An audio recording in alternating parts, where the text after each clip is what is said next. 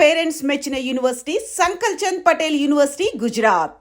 శాంతి, మన పెళ్లికి పెద్దలు రాలేదని, మనల్ని ఆశీర్వదించలేదని బాధగా ఉందా? లేదు బావ, మనసిచ్చిన మనిషితో మనో జరగటం ఆడజన్మకోవారు.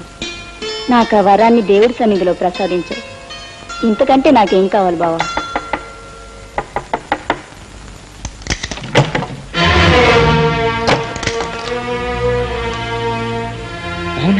నువ్వు ఏంటన్నయ్య, ఏం జరిగింది? అవన్నీ తర్వాత చెప్తాను. క్షమించండి, రాకుండా సమయంలో వచ్చాను. నేను ఇంటిగా బయటికి వెళ్ళిపోతాను. ఆగనయ్య, నిన్ను చూస్తుంటే ఏదో ప్రమాదంలో ఉన్నట్టున్నావు. అసలు ఏం జరిగింది?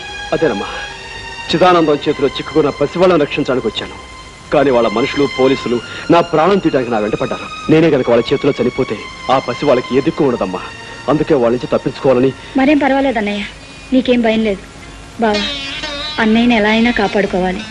నీ కోసం, నా కోసం కాదు, మన లాంటి వాళ్ళందరి కోసం అన్నయ్యని కాపాడుకోవాలి.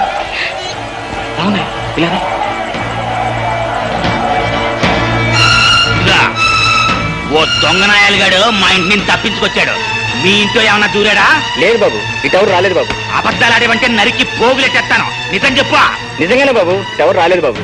నీతో మాట్లాడి నాకు చెకింగ్ చేస్తానుండు. బాబు, ఏంటి? నిన్ననే మా అన్నయ్యకి పెళ్ళయింది. ఈవేళ శోభనం జరుపుకుంటున్నారు బాబు. శోభనమా? కళ్ళతో చూస్తే కన్నా మనం. బాబు,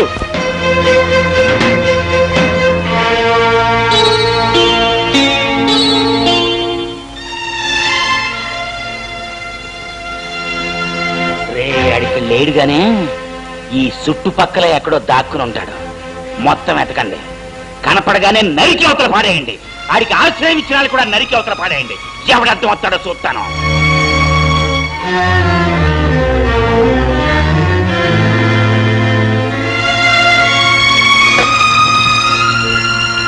వాళ్ళు వెళ్ళిపోయారన్నయ్య, ఇంకేం పర్వాలేదు. మనుషులకు మనసులుంటాయని తెలుసు, కానీ అవి ఎంత గొప్పగాను, ఎంత ఉన్నతంగా ఉంటాయని ఈ రోజే తెలుసుకున్నాను.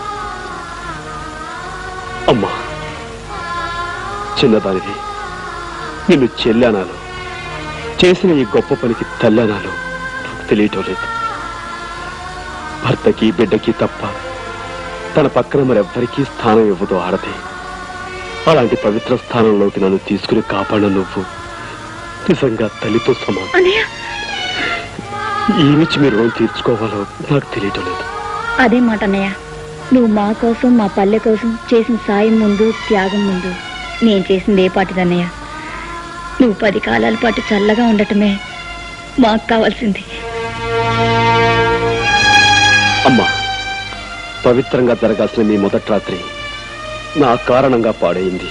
అందుకే నేను వెళ్ళి పూలు తీసుకొచ్చి మంగళప్రదంగా మీ మొదటి రాత్రికి అలంకారం జరుపుతాను.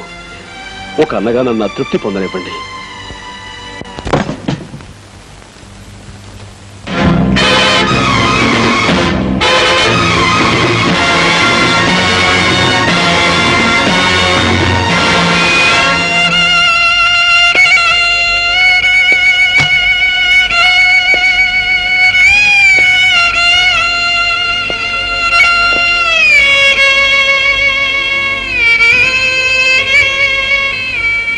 కనపడగానే నరికి అవతల పాడేయండి. ఆడికి ఆశ్రయం ఇచ్చిన వాళ్ళు కూడా నరికి అవతల పాడేయండి. ఎవడర్థం వస్తాడో చూస్తాను.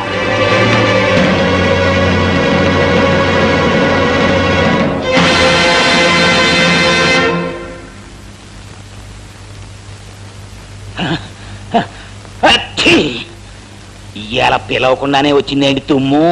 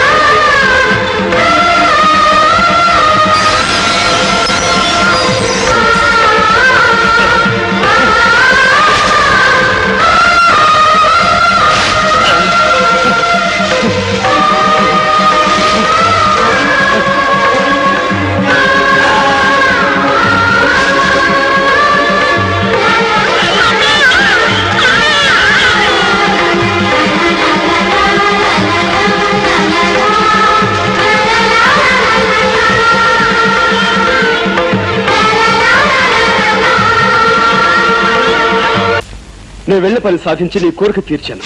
ఎస్. నిజంగానా? అవును. నువ్వు చెప్పిన పసివాడిని ఒక్కనే కాదు, ఎందరో తనలో కన్నబిడ్డల్ని ఆ కసాయి పెత్తందారుల చేతుల్లోంచి రక్షించాను. వాళ్ళ బానిసత్వానికి ముగింపు పలికి వాళ్ళ బ్రతుకుల్ని కొత్త మలుపు తిప్పి. ఎలా సాధించావు ఆ పనిని? ఆ షావుకారుని గొడ్డలతో నరికి చంపేశాను.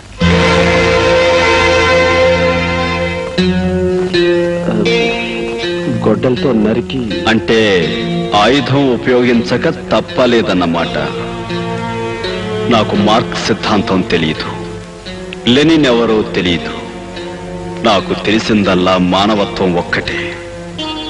ఆ పల్లె ప్రజలు చదువుకున్న వాళ్ళు కారు, నీలాగా డబ్బు అధికారం ఉన్నవాళ్ళు కారు. ప్రభుత్వం ఆ అమాయకుల గోడు వినదు, చట్టం వాళ్ళకి సాయం చెయ్యదు. ఈ వ్యవస్థలో వాళ్ళని రక్షించటం ఎలా? దీనికి పరిష్కార మార్గం డబ్బు, అధికారం, ఆయుధం కాకుండా మరేదైనా ఉందేమో కనుక్కుంటావనే ఈ 3 షరతులు పెట్టి నిన్ను పంపించాను. కానీ నువ్వు కూడా ఇదిగో కాపురం సంగతి తర్వాత ముందు ఈ వేషం సంగతి ఏమిటి? రండి. సుందర మదనారవింద కుందనాకృత అందగాడ విందులో నావలపు కూర వేసినాను చూసుకోరా. కందిపప్పు పచ్చడిలోన కారం ఎక్కువ చిన్నదాన, ఎర్రబడ్డ కళ్ళలోన పొలపులెక్కడ వెర్రీదానా. శృంగారం అంతా రంగరించి వండి పెడితే వంక అమ్మా తల్లి, రేఖమ్మ తల్లి, నిన్ను చూస్తుంటే నాకేదో అనుమానంగా ఉంది. కొంపతీసి నీకేమైనా మతి భ్రమించిందేమో. నాకు తెలిసిన మంచి మెంటల్ డాక్టర్ ఉన్నాడు, కావాలంటే అక్కడికి వెళ్దాం. అమ్మా బొమ్మ కట్టె మంచం మీద పరుపేసి పడుకోరా మగడా అంటే పండక్కెళ్ళిన పెద్దమ్మ పొద్దున్నే వస్తుందా అన్నట్ట. నీలాంటి మొగుడారో ఈ సెంటర్ అవే పెళ్లి కూతురా అంటే ఇల్లంతా నాదే అత్త కొడక అందట. నీలాంటి రాక్షసు ఎవరు? అవును, నాకు తెలియక అడుగుతాను. ఇంట్లో మా అమ్మ లేకుండా చూసి పైగా పెళ్లి కాకుండా అసలు ఏమిటి వీరవిహారం? చెప్పు. పెళ్ళైతే థ్రిల్లే ఉంది. అమ్మా మాటకు మాట అంటున్నావే. చేతకు చేత చూపించినా?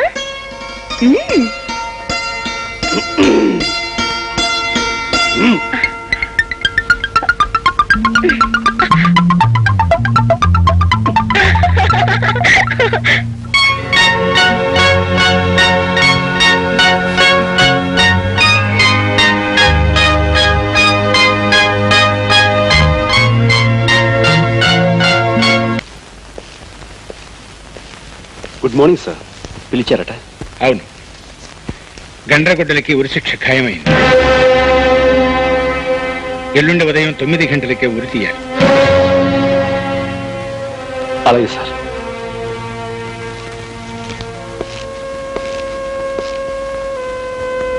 నాకు ఉరి ఖాయమైందనుకుంటాను. అవును, ఎల్లుండి ఉదయమే ఊరి శిక్ష అమలు జరుగుతుంది. I'm sorry.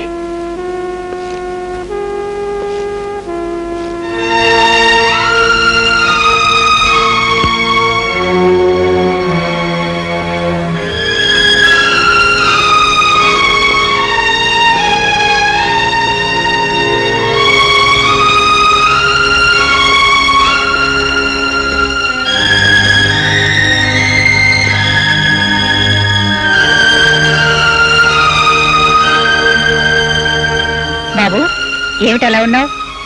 ఆయుధాన్ని అధికారం ఉరి తీయబోతోందమ్మా. బాబు, ఏమిటి నువ్వు అనేది? గండ్రగొడ్డల్ని ఎల్లుండి ఉరి తీయవలసిందిగా పైనుంచి ఆర్డర్స్ వచ్చాయి.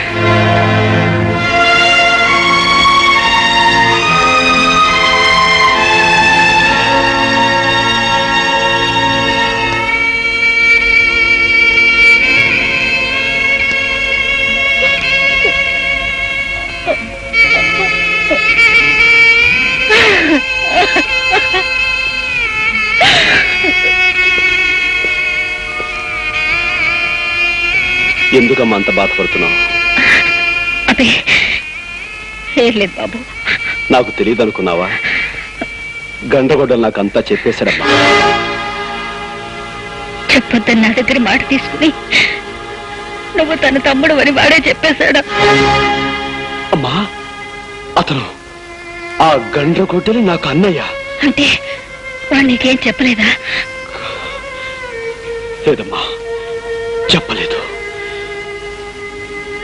పోలీస్ ఆఫీసర్గా బెదిరించో, భయపెట్టో, అబద్ధం చెప్పో, అవతల వాళ్ళ నోటి నుంచి రహస్యాలు చెప్పించి నిజాలు ఒప్పించి గర్వపడేవాడిని, ఆనందపడేవాడిని. కానీ ఇప్పుడు నీ నోటి నుంచి అతను నా అన్నాన్ని నిజాన్ని చెప్పించి తట్టుకోలేకపోతానమ్మా, తట్టుకోలేక. నా చేతుల మీదుగా రేపు ఉరికబడే మనిషి నా అన్నాన్ని తెలిసి నన్ను ఈ స్థితిలో ఉంచిన నా ఉద్యోగాన్ని, వృత్తిని మొదటిసారిగా ద్వేషిస్తున్నానమ్మా, ద్వేషిస్తున్నాను. మీ ఇద్దరికి ఉన్న బంధం తెలిస్తే తనని ఉరి తీయాల్సి నువ్వు ఇలా చిత్రహింస అనుభవిస్తావనే నీకు ఈ సంగతి చెప్పొద్దన్నాడు రా వాడు.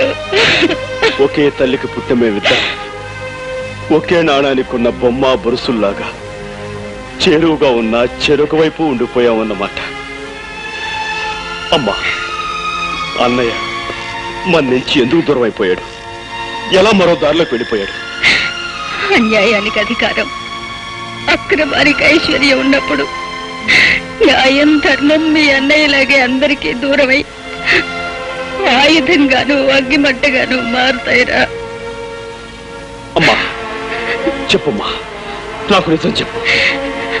బాబు, నీకు నిజం తెలియాలంటే 20 సంవత్సరాల క్రితం అమాయకంగా తల వంచుకు బ్రతికే మీ నాన్నగారి గురించి నీకు తెలియాలి.